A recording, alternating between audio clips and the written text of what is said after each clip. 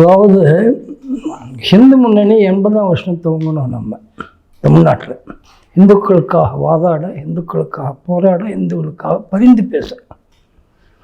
அது துவங்கின உடனே அது செஞ்ச முதல் சாதனை எதுன்னா வேலூர் ஜலகண்டேஸ்வரர் கோயில். வேலூருக்கு சில அவமானங்களை சொல்லுவாங்க.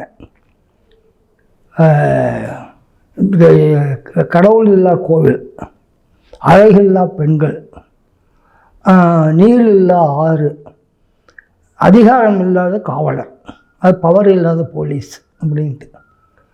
வேலூரில் போலீஸ் ட்ரைனிங் காலேஜ் தான் உண்டு, அவங்களுக்கு பவர். அது மாதிரி அதில் இந்த ஆலயம்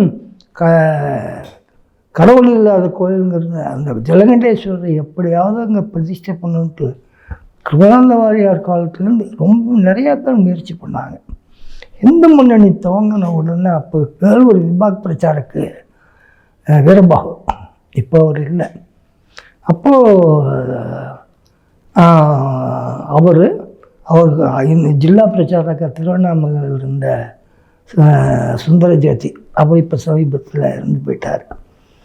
அவங்க 2 பேரும் செஞ்ச முயற்சியில் பொதுமக்களை திரட்டி, அப்போ வேலூர் மாவட்டத்துக்கு கங்கப்பான்னுட்டு ஒரு கலெக்டர் இருந்தார். அவர் கர்நாடகாவை சேர்ந்த சைவ மடத்தை சேர்ந்தவர்.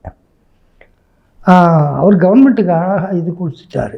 இது பொதுமக்களுடைய இது, நான் ஒன்றும் பண்ண முடியாது, நான் ஷூட் பண்ணாக்க நான் அப்படின்ட்டு அவர் சொன்னது அப்படியே சட்டமன்றத்தில் எம்ஜி ராமச்சந்திரன் இது பண்ணி. ஸோ கோவில் விக்கிரகத்தை பிரதிஷ்டை பண்ண உடனே அது கொஞ்ச நாள் இல்லை, ஐலவாரது பைட்டக்கு பிரதிநிதி சபாக். அப்போ பாலாசாஹேப் தேவரஸ் 3வது சர்சைனியர். அப்போது அவர் சொன்னார், நீங்கள் தமிழ்நாடு நாத்திகமயமான ஊர், இந்து உணர்வே இல்லாத ஊர்னு ஒரு மனாளாக சொல்லிகிட்டு இருக்கிறாங்க. நான் அதை நம்பலை, ஆனால் நான் வாதம் பண்ணலை.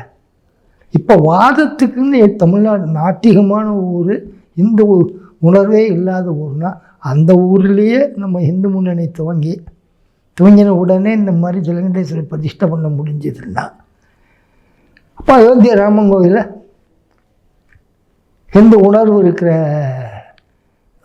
மாநிலங்களில் ராமங்கிட்ட பக்தி உள்ள ஊரில் வச்சு ஏன் நம்ம ராமன் கோவிலை கட்ட முடியாது?